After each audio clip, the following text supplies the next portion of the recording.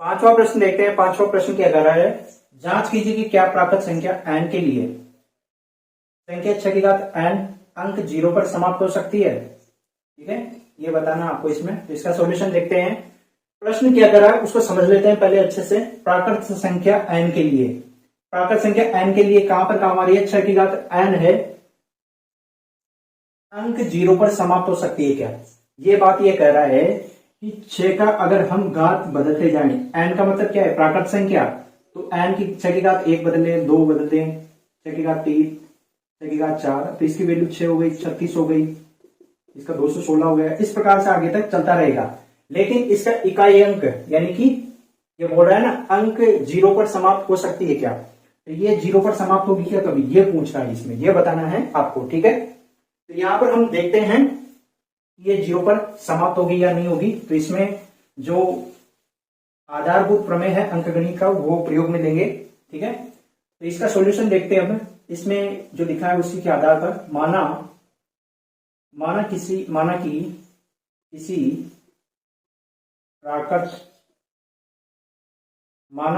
प्राकृत संख्या n के लिए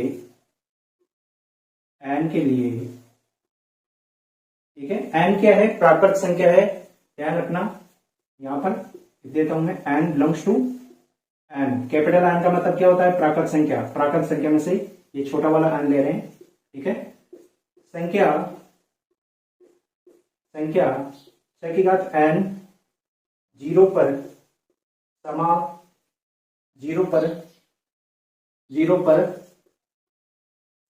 होगी। संख्या 6 की घात n 0 पर समाप्त होगी तो क्या होगा, तो 5 से विभाज्य होगी, यानी कि उसमें 5 का भाग जरूर जाएगा, क्योंकि इकाई अंक विभाज्य होगी। क्योंकि 5 का भाग जाएगा, इकाई अंक 0 होगा, जैसे 10 है, अब 10 में 5 का भाग जाएगा, इकाई अंक 0 है, कोई सा भी ले लीजिए आप, जैसे कि यहाँ पर 1000 ले लें हम, तो इकाई अंक 0 है, तो यहाँ पर वो 0 पर समाप्त हो रही है, लास्ट वाला अंक 0 है, तो 5 का भाग जरूर जाएगा। ठीक है, तो इसमें भी यही कहा है कि संख्या 6 की घात n 0 पर समाप्त होगी, तो उसमें 5 से विभाज्य होगी, मतलब भाग जाएगा उसमें। ठीक है, अब यहां पर अर्थात संख्या 6 की घात n के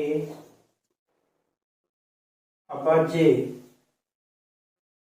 यानी कि 6 की घात n के हम अभाज्य गुणनखंड में 6 की घात n 6 के अभाज्य गुणनखंड करेंगे तो उसमें 5 आना चाहिए, वो भी देखेंगे आते हैं कि नहीं आते हैं आगे अभी। तो इसमें क्या कहा है कि संख्या 6 की घात n के अभाज्य गुणनखंडन में अभाज्य संख्या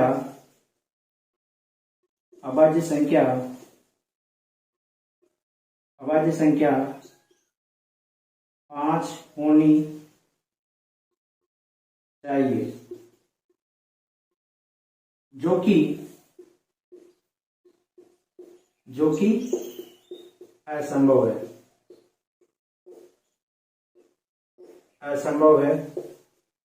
ठीक है, क्यों असंभव है, यहां हमने लिखा है कि 6 की घात n के अभाज्य गुणनखंडन, 6 के हम अभाज्य गुणनखंड करेंगे तो उसमें अभाज्य संख्या 5 होनी चाहिए, तभी तो हम कहेंगे कि उसका इकाई अंक 0 आ सकता है। ठीक है, अभी हम बात कर रहे हैं कि 0 आ सकता है या नहीं आ सकता है, इसकी बात कर रहे हैं हम। ठीक है, तो यहां पर 6 के अभाज्य गुणनखंडन में अभाज्य संख्या 5 होनी चाहिए, तभी उसका इकाई अंक या लास्ट वाला अंक 0 आ सकता है, जो कि असंभव है। अब असंभव क्यों है, इसको भी लिखते हैं। क्योंकि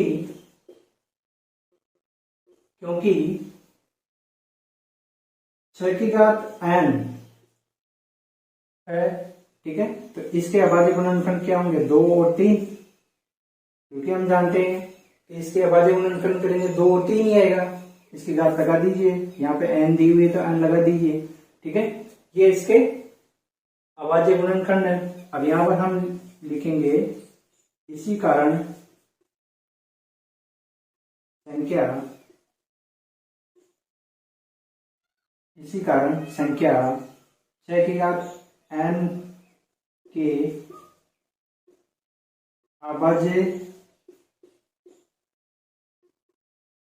गुणनखंडन, गुणनखंडन का मतलब होता है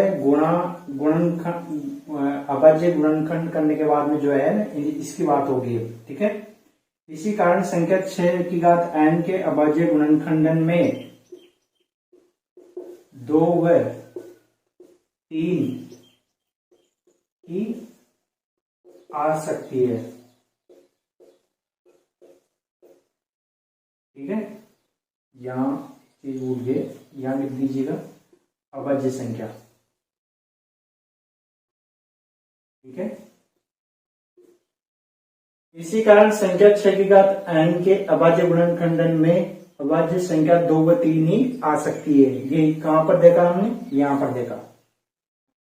अब एक प्रमेय था, हमने शुरुआत की थी प्रश्नावली की, जब हमने बात की थी कि अंकगणित का आधारभूत प्रमेय क्या होता है, उसके बारे में बात की थी हमने। कोई भाज्य संख्या हमें दे दी है और उस भाज्य संख्या को अभाज्य संख्या के गुणनखंडों के रूप में लिखना, यही आपका अंकगणित का आधारभूत प्रमेय होता है। इसका प्रयोग करेंगे यहां पर। अंकगणित का आधारभूत प्रमेय की अद्वितीयता, यूनिकनेस, यानी कि अंकगणित का आधारभूत प्रमेय है, इसकी ये बात हमें बताता है कि जो भी संख्या आ गई ना वो यूनिक है, उसके अलावा कोई दूसरी संख्या नहीं आएगी। यहाँ पर 6 के अभाज्य गुणनखंड 2 और 3 आ गए हैं, इसके अलावा कोई नहीं आएगा। जैसे कि कोई सी भी संख्या ले लीजिए आप, यहाँ 15 ले लिया आपने, 15 में 3 और 5, इन दोनों के अलावा कोई भी अभाज्य गुणनखंड नहीं आएगा। यही कौन सा नियम कहता है, कौन सा प्रमेय कहता है, अंकगणित का आधारभूत प्रमेय। और यही इसकी यूनिकनेस यानी कि अद्वितीयता होगी कि इसके अभाज्य गुणनखंड 15 के 3 और 5 के अलावा कोई तीसरा नहीं होगा, इसमें 2 अभाज्य गुणनखंड के अलावा, ठीक है। बस ये 2 ही हो गए, 3 और 5, और 6 में भी 2 और 3, इसके अलावा कोई और नहीं होगा। तो यहाँ पर हम लिखेंगे कि अंकगणित का आधारभूत प्रमेय की अद्वितीयता हमें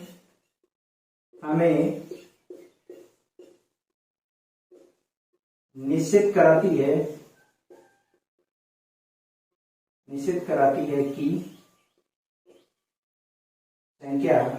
कि संख्या 6 की घात n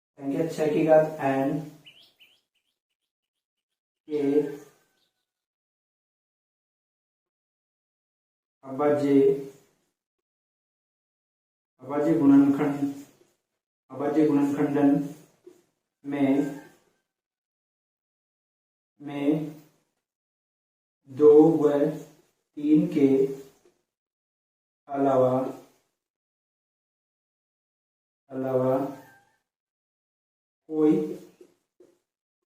कोई और अभाज्य संख्या नहीं आएगी।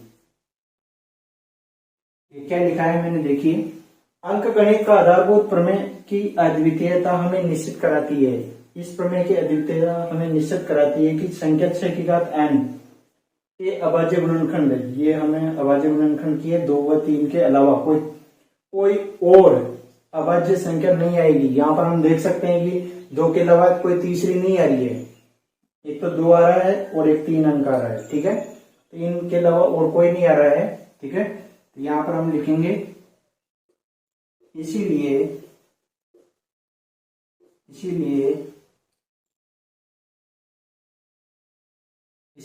अब बात होगी n के लिए, ठीक है, n के बारे में बात करेंगे। इसीलिए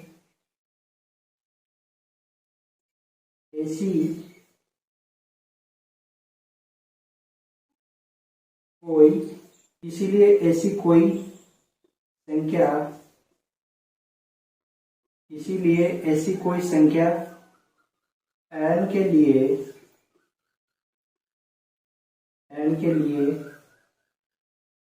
संख्या